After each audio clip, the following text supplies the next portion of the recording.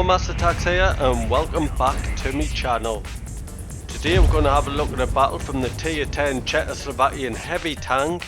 It is the BZ-55. If you enjoy what you see, please don't forget to subscribe to my channel. So before we get into the action, I'll show you my crew and equipment that I've currently got on this tank. My crew on this tank are quite good, all onto the 5th skill.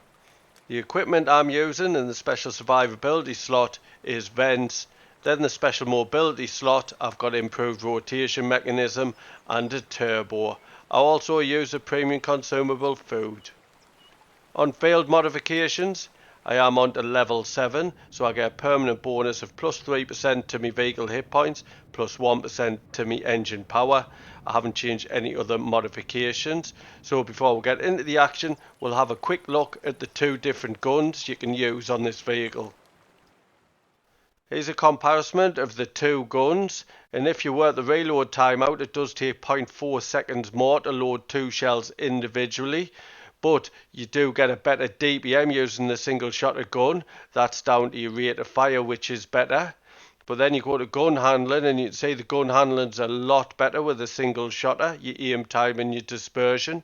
But then there's hidden stats on your mobility. The ground resistances are better with a single shot gun. And all the other stats are just the same.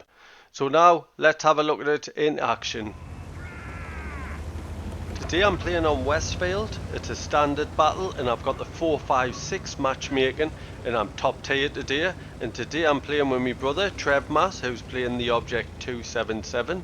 I was just having a glance, he's going around the side of the hill and I'm obviously playing the ridge line because you do get some gun depression on this tank.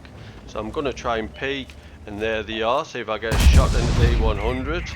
Didn't penetrate. I've taken a shot from an Object 704 though. So I compared the two guns just before the battle and I have got the single shotter, and for me personally I do find it a much better option. I have got the single shotter on all these tanks on this line. I just don't like when you can only get one shot off and then you're stuck. Do I reload? Do I not? And if you don't, then when you fire your next shot you've got over 20 seconds reload. I think you don't get into too many situations where you can fire the two shells compared to only having the one shell reload each time. So for me personally, it works a lot better having the single shotter. So I managed to get a shot into that yaw tank. It's the Tier 9 yaw tank. Now I'm just pulling back. What I'm doing is cresting the hill when I'm loaded, trying to get a shot in and then pulling back.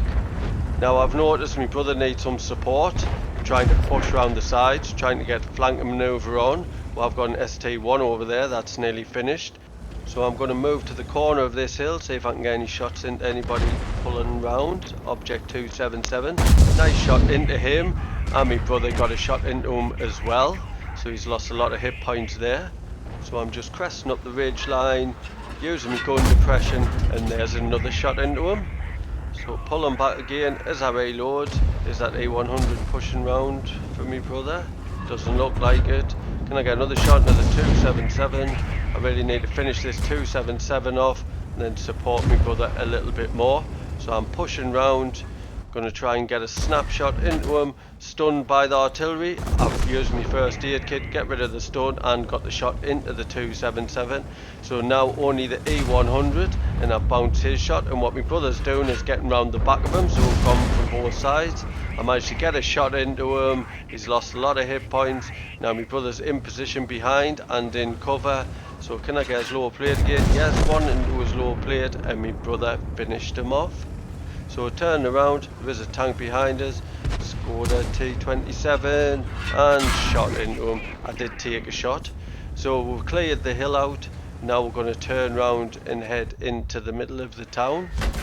So as I do, I'll tell you about the gun that you get on this tank, and it is 130mm.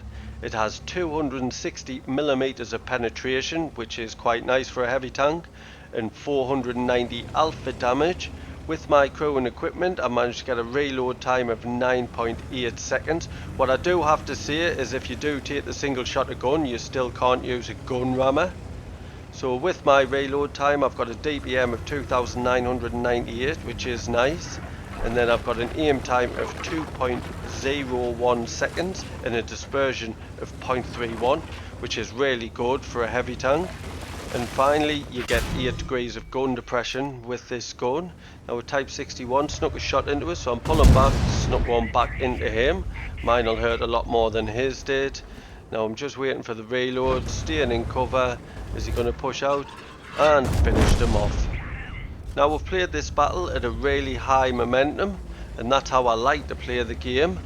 But if I did have the two-shotter on, I would have to slow the gameplay right down, and that just doesn't work for me. Now I spot the WT that got a shot into us and got a shot into him, and he's been taken out. He actually didn't penetrate us when he got a shot into us. So I'm just sitting behind the building, reloading my gun, wait till I'm unspotted. Now I'm going to relocate, and now I've got a scout with us that might be able to spot for us.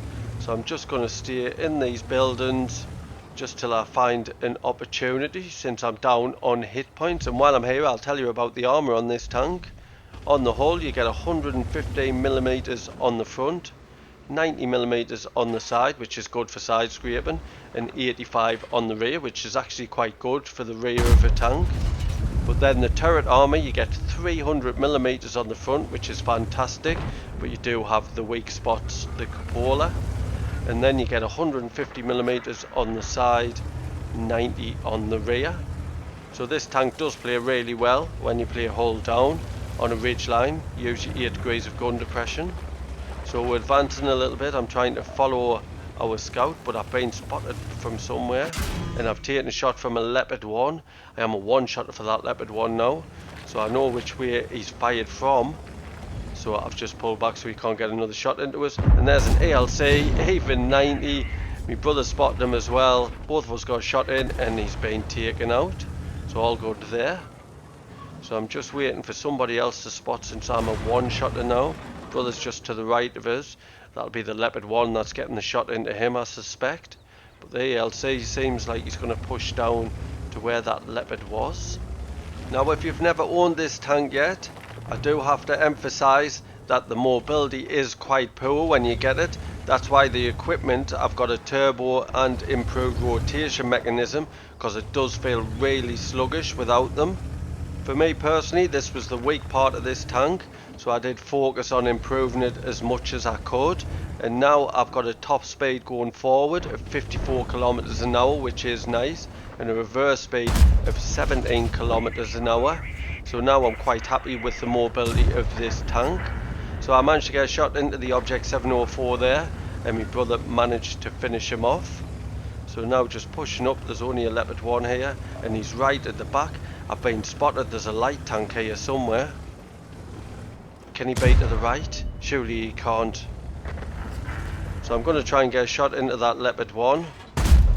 Wasn't sure what he was behind, so I had a snapshot, but I'm lit again. I'm not sure where I'm getting lit from, so I'm playing a bit cautious since I haven't got much hit points. Keep an eye on the Leopard 1, see if I can get a shot into him. Now I'm going to look for him. There he is, he's behind us, the ALC even 90. I managed to push down, so he only got one shot into us, but my brother managed to get a shot into him. He wasn't that far away from us, but the camo rating on them is excellent, and even with my crew and equipment I managed to get a view range of 451 meters. There was no chance I was going to spot him in there until he fired his gun. So I tried a little snapshot, but it missed. It's quite hard to hit them from a distance since they're so small, so I'm just going to keep on pushing, pressure him, close the gap. My brother's to my left of us, so he can't take both of us out, so I'm going to keep on pushing, put some pressure on him. My brother actually wants the kill, so we can get the brothers in arms, so I will hold fire a little bit, see if he can get the kill. So he's not in these buildings where he was last spotted, he'll probably be away. My brother has got decent mobility in that Object 277.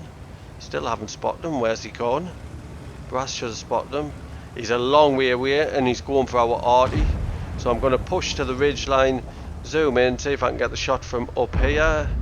Is my brother going to get the kill? There's lots of shots going in. I tried a snapshot, Now I'm just going to sit on this ridge line and zoom in, see if anybody can get the shot in, and I've taken it just in case somebody stole the kill.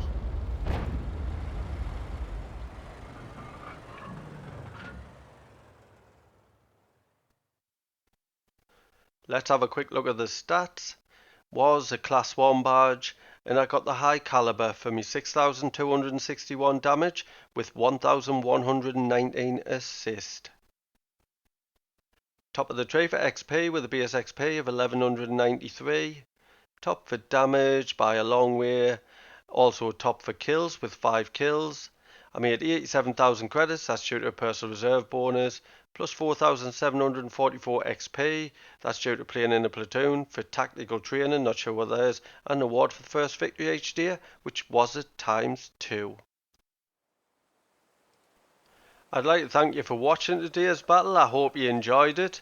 If you did, please don't forget to like and comment. And if you're new to the channel, please subscribe. There's a little icon in the bottom left hand corner. Cheers.